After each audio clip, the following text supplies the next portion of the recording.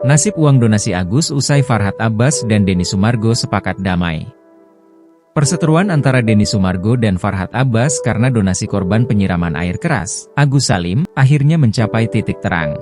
Denny Sumargo dan Farhad dipertemukan oleh Menteri Sosial Republik Indonesia, Saifullah Yusuf atau Gus Ipul di kantor Kementerian Sosial pada Rabu, 4 Desember 2024.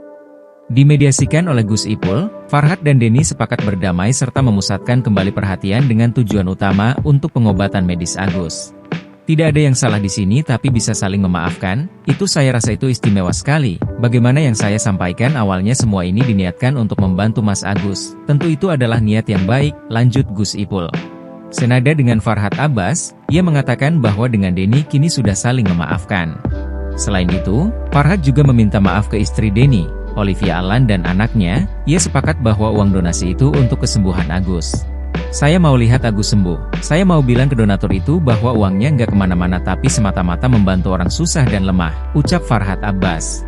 Kemudian, Denny Sumargo menyampaikan rasa terima kasihnya kepada Gus Ipul yang sudah memediasikan dirinya dengan Farhad Abbas. Karena sudah mendapat titik temu maka harapannya para donatur tidak keberatan memberikan donasinya untuk pengobatan Agus. Terkait uang donasi, Denny Sumargo mengungkapkan akan mengikuti apa yang diinginkan donatur. Menurut Denny Sumargo, saat ini uang donasi akan mengikuti keputusan para donatur yang saat ini diwakilkan oleh Pablo Benua.